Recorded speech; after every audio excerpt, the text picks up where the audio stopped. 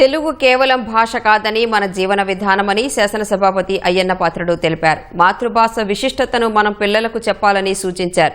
పల్లెల్లో కూడా ఇప్పుడు తెలుగు కనుమరుగవుతోందని ఆందోళన వ్యక్తం చేశారు. గుంటూరులో 3వ ప్రపంచ తెలుగు మహాసభలు ప్రారంభ కార్యక్రమంలో అయ్యన్న ప్రసంగించారు. తెలుగు సంప్రదాయాలకు, తెలుగు భాషకు పూర్వ వైభవం తీసుకురావాలని పిలుపునిచ్చారు. ఒక భాష కాదు, ఒక సంస్కృతి. ఇది అందరూ తెలుసుకోవాల్సిన అవసరం ఉంది. మన పిల్లలకి ఏం చదువుతున్నారో, దేనికి చదువుతున్నారో, మన సాంప్రదాయం ఏంటో, మన పల్లెల్లో పూర్వ సాంప్రదాయం ఏంటి, సంస్కృతి ఏమిటో ఇప్పుడు పిల్లలు ఎవరికి తెలియదు.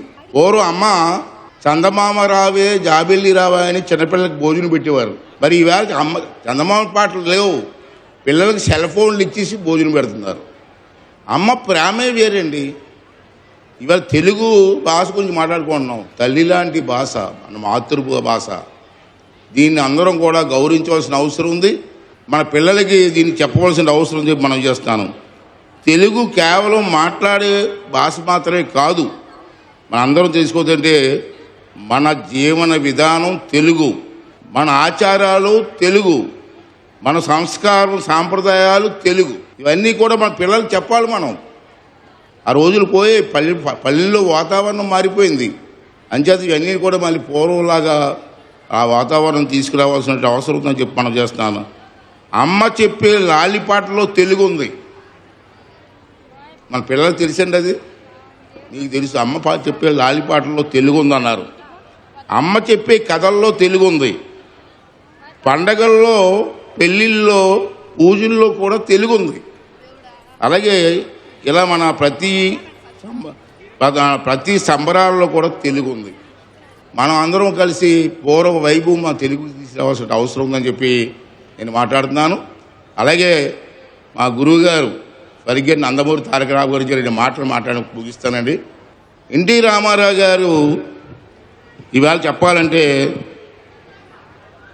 తెలుగుని రాష్ట్ర విదేశాలకు తీసుకెళ్ళినటువంటి మహానుభావుడు నందమూరి తారక రామారావు గారు.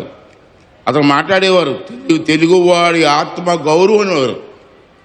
నేను అతని దగ్గర పనిచేశాను కాబట్టి తెలిసి నాకు ఆత్మగౌరవం నిలబడాలంటే తెలుగు భాష నిలబడాలని చెప్పి మాట్లాడే వ్యక్తి నందమూరి తారక రామారావు గారు. చిన్నప్పటి నుంచి జరిగే education up to 10th intermediate వరకు ఇంగ్లీష్ అవసరమే కాదనలేదు. కానీ మన మాతృభాషను మర్చిపోతారండి. మన మాతృభాషను మర్చిపోతే మన అమ్మను మర్చిపోయేట్టే కదా. ప్రభుత్వం దీన్ని ఎంకరేజ్ చేయడం కోసం ఏం చేస్తే బాగుంటుందో రేపు ఈ 3 రోజుల్లో మీరు తీర్మానం చేసి పంపించండి.